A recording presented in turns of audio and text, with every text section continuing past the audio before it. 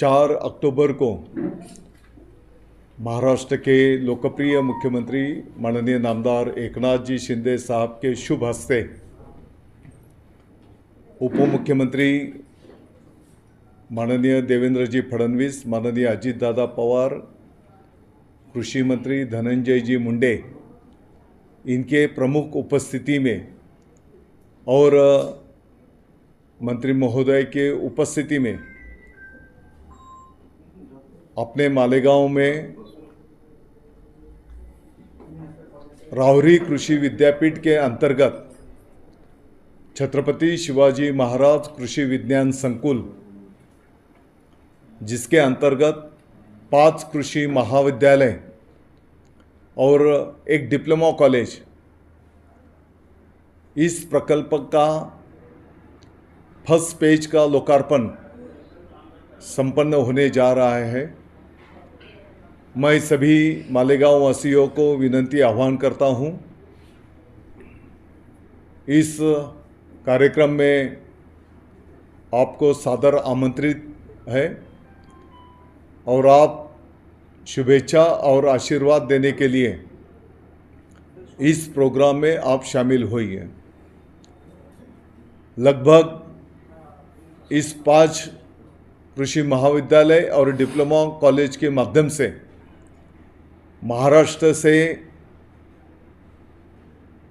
1200 से 1500 स्टूडेंट्स शिक्षण कृषि पाने के लिए यहाँ पर आएंगे।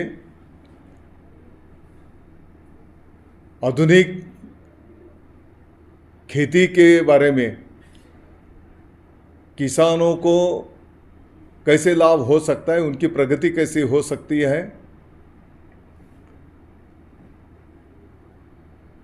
इस विषय के बारे में ये 5 कृषि महाविद्यालय के माध्यम से शिक्षा दी जाएगी। किसानों को मार्गदर्शन किया जाएगा। मैं समझता हूँ पूरे महाराष्ट्र वर्ष में एक ही जगह पर एक ही टाइम, एक वक्त पर 5 कृषि महाविद्यालय और एक डिप्लोमा कॉलेज सिर्फ अपने मालेगांव को मिले हैं।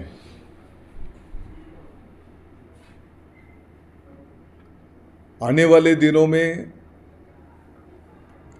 मास्टर डिग्री और पीएचडी ये भी वहाँ पर सुविधा मान्यता लेने का प्रयास किया जाएगा। मैं समझता हूँ आज मालेगांव के किसानों से लेकर पूरे महाराष्ट्र को किसानों को अपने इस महाविद्यालय कैंपस के द्वारा मार्गदर्शन किया जाएगा। विद्यार्थियों को अच्छा शिक्षण मिलेगा। 650 एकड़ के इस कैंपस में 125 एकड़ पर सभी पढ़ाई का प्रबंध, स्टूडेंट्स की हॉस्टल सुविधा, लाइब्रेरी, लैब, सभी सुविधा वहाँ पर मुहैया कराई गई है। जैसे मैंने बताया 1200 से 1500 स्टूडेंट्स रहेंगे,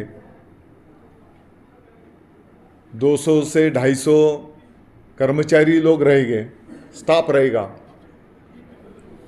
और आने वाले दिनों में ये संख्या 2 से 3 हज़ार तक स्टूडेंट्स और स्टाफ की हो सकती है। तो मालेगांव के विकास में एक बड़ी भूमिका इस प्रकल्प से माध्यम से मैं समझता हूँ निभाई जाएगी। तो इस प्रोग्राम को शुभेच्छा आशीर्वाद देने के लिए मैं आप सबको विनंती करता हूँ। दूसरा, आप सबको पता है, मालेगांव वासियों ने पिछले 40-45 साल पहले से नार पार जो नासिक जिले के पश्चिम भाग में पेट सुरगाना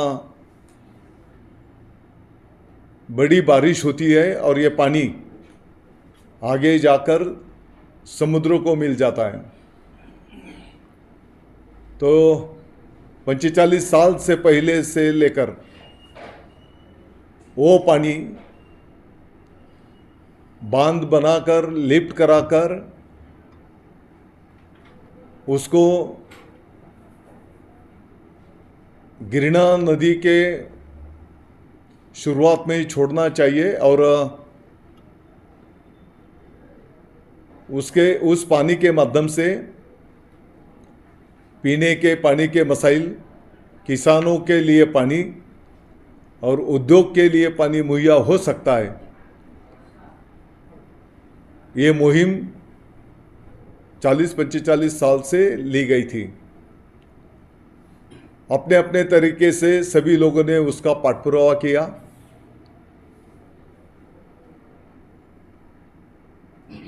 मैं आभार व्यक्त करता हूं महाराष्ट्र सरकार का, मुख्यमंत्री महोदय एकनाथ जी शिंदे साहेब, देवेंद्र जी फडणवीस, अजित दादा पवार और सभी कैबिनेट ने इसको मान्यता दी। 7,500 करोड़ का ये प्रोजेक्ट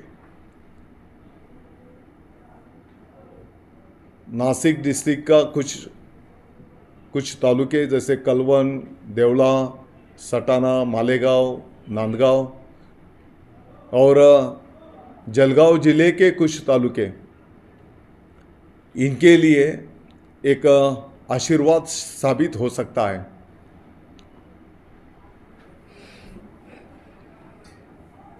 सरकार ने ना कि सिर्फ मंजूरी दी, इसका काम का टेंडर निविदा भी निकाल दी है। ऐसे बड़े प्रोजेक्ट्स के लिए 5-7 साल पूरे होने के लिए लगते हैं, लेकिन कभी ना कभी ये शुरू होना चाहिए। तो मैं समझता हूँ इसका टेंडर हो जाएगा, निविदा प्रोसेस हो जाएगी, आने वाले कुछ महीनों के अंदर इसका काम शुरू होगा। और जैसे मैंने बोला 2-5 साल के बाद उसके अंदर ये जो पानी उपलब्ध होगा, तो जहाँ तक अपने मालेगांव का सवाल है, तो पीने के पानी का, किसानों के लिए पानी और इंडस्ट्री के लिए भी पानी, ये मसाइल इस माध्यम से हल होगा। लगभग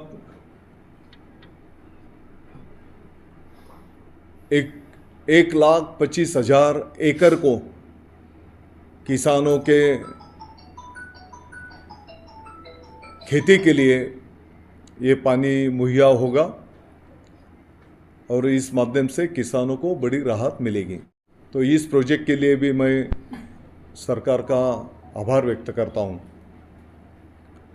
और मैं समझता हूँ ये दोनों प्रोजेक्ट्स अपने मालेगांव के लिए बहुत महत्वपूर्ण थे और सरकार ने इसको मान्यता दी। तो हम सबकी भी जिम्मेदारी बनती है कि सरकार का एक आभार शुक्रिया अदा करें। तो इसके लिए मैं सभी को, मी ती मराठी करता ते सांगतो मी तुम्हाला। तो 4 तारीख शुक्रवार लगभग 1 बजे मुख्यमंत्री महोदय और सभी मंत्री महोदय, अपने नामपुर रास्ते के कास्टी को पधारेंगे और उसी जगह पर ये कार्यक्रम संपन्न होगा।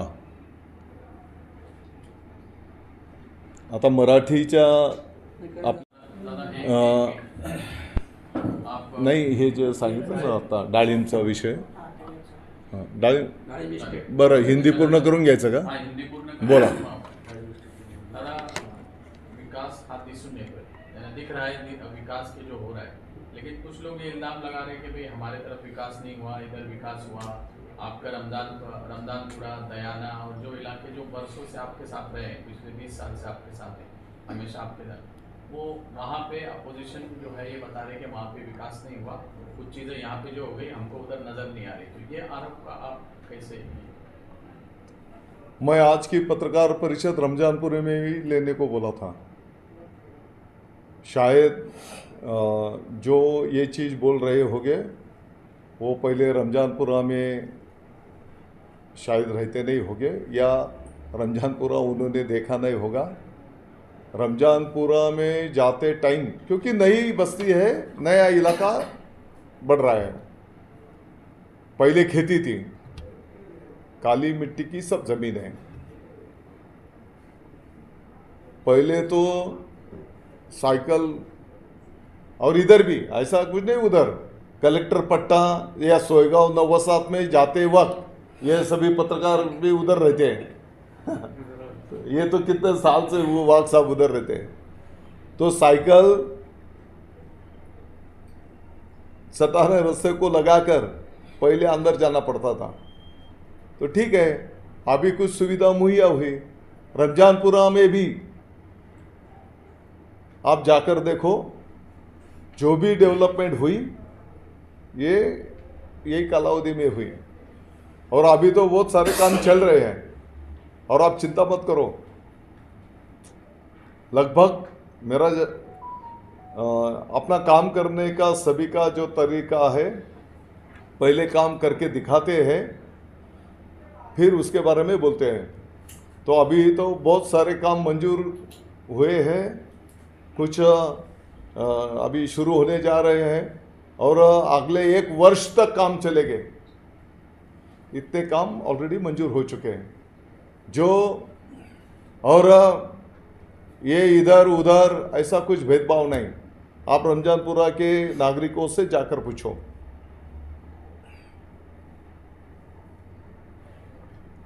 मैं भी जब 25 साल पहले सोयगांव में रहने के लिए गया था, तो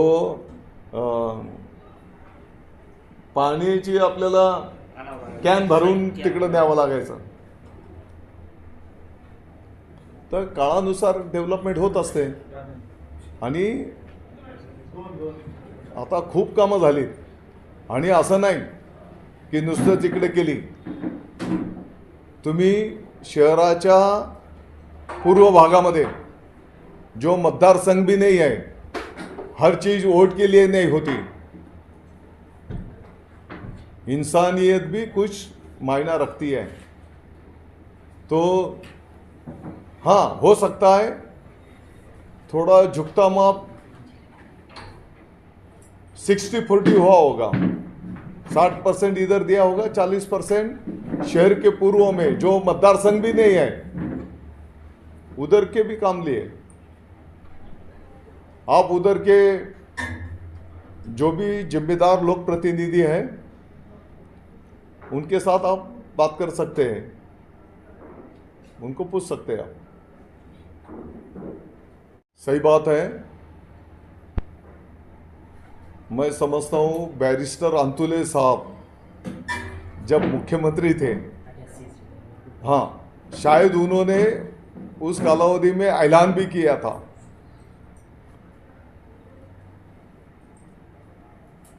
लेकिन अभी हम सबको पता है, आपको भी पता है, चुनाव, हाँ, 1-1.5 महीने में चुनाव होने वाले हैं। तो ऐसी परिस्थिति में सिर्फ घोषणा या एक ज़िले के लिए नहीं हो सकता, क्योंकि महाराष्ट्र में और कई जगह की भी डिस्ट्रिक्ट की मांग है, लेकिन उधर कुछ मुद्दे के ऊपर कुछ जगह पे डिस्प्यूट भी है। जैसे जिला तो बनना चाहिए, लेकिन कहाँ बनना चाहिए? अपना मालेगांव की बात नहीं, मैं दूसरी जगह की बात कर रहा हूँ। तो मैं समझता हूँ आने वाले दिनों में सिर्फ अभी मालेगांव डिस्ट्रिक्ट, क्योंकि ये नार पार एक बड़ा इशू कई सालों से अपना था, तो उसको भी मान्यता मिल गई। मालेगांव के कामों के लिए भी टेंडर नोटिस निकल गया आज के पेपर में। सकाळला आहे कोणत्या कामांचं? मालेगावच्या कामांची, नारपारमध्ये मालेगावच्या ज्या कामांचा समावेश आहे, गिरणा डावा उजव्या कालव्याच्या पासून जे सगळे जे उपकामं सगळे. सर्व कामं, तर त्या कामांच्यासाठी पण निविदा आज फ्लॅश झालेली आहे। तर तो एक मोठा, वो भी 40-45 साल से उसकी डिमांड थी। तो मैं समझता हूँ आने वाले दिनों में तो सिर्फ अभी जो प्रकल्प मंजूर हुआ है उसकी अमलबजावनी जल्द से जल्द होनी चाहिए, और मालेगांव डिस्ट्रिक्ट और रोजगार निर्मित कैसे होगी, तो इसके लिए हम सबको मिलकर काम करना पड़ेगा।